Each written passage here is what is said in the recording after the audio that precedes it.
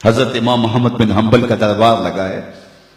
ایک خاتون پردے میں سمٹی ہوئی مسئلہ پوچھنے آئی. حضرت ایک مسئلہ پوچھیے.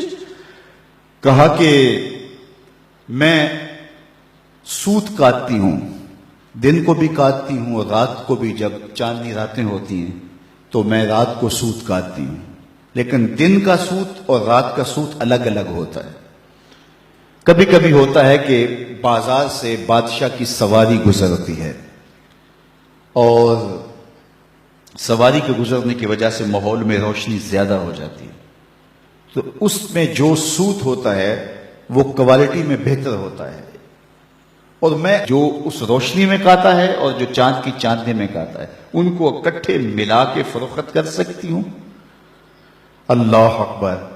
امام احمد بن حنبل نے خاتون سے کہا کہ اپنا تعارف کروا سکتی ہو، تم کون ہو؟ اس خاتون نے کہا سائل کی ذات نہیں پوچھی جاتی، آپ مفتی ہیں، فتویٰ دیجئے. فرمایا نہیں، بعض مسائل ایسے ہوتے ہیں کہ سائل کی حیثیت سے مسئلے کی نوعیت بدلتی ہے، آپ کو بتانا پڑے گا کہ آپ کون ہیں. اس نے کہا میں بشر حافی کی ہمشیرہ ہوں. کہا خاتون تمہارے لیے جائز نہیں ہے. امام الشاہ احمد رضا خان فاضل بریلوی علیہ رحمہ ایک دعوت پہ تشریف لے گئے تو اس نے انواع و اقسام کی چیزیں رکھی. تو شوربہ بھی رکھا تو آپ نے تھوڑا سا شوربہ چکھا تو اتنا لذیذ تھا کہ جی چاہا کہ شوربہ پیوں. تو صاحب دعوت کو بلایا، کہا کہ اگر تم اجازت دو تو میں شوربہ پی سکتا ہوں. اس نے کہا حضرت یہ سب کچھ رکھا ہی آپ کے لیے. کہا نہیں، شوربے کا عرف معقول ہے، مشروب نہیں. شوربہ کھایا جاتا ہے، پیا نہیں جاتا، اس کا عرف معقول ہے، مشروب نہیں. تم نے شوربہ تیار کیا ہے کھانے کے لیے، سالن کے طور پہ، اور اگر میں پی لوں اور میرے دیکھا دیکھی باقی بھی پینے لگے تو شوربہ تو ایک جھٹکا بھی نہیں لے گا اور تمہیں شرمندگی ہوگی. اس لیے میں اگر پینا چاہتا ہوں تو میں آپ سے اجازت لینے کا پابند ہوں، اس لیے کہ میں عرف سے ہٹنے لگا ہوں.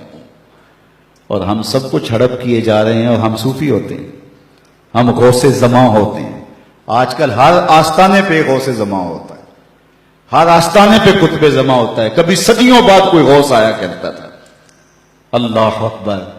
کیسا طوفان بدتمیزی مچا ہوا ہے اور کیسے القابات کی بے توقیری ہو رہی ہے. ہر لئی میں رازدار دین چھپے. اقبال نے کہا ہر کمینہ دین کا رازدان بن کے بیٹھ گیا ہوا ہے.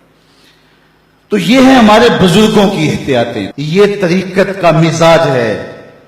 علامہ اقبال نے ایک جگہ لکھا ہے کہ جب تصوف فلسفہ بننا چاہتا ہے تو فقیر کی روح اس سے بغاوت کرتی ہے، اور اگر تصوف رہے تو کون تصوف کا ماننے والا نہیں ہوگا.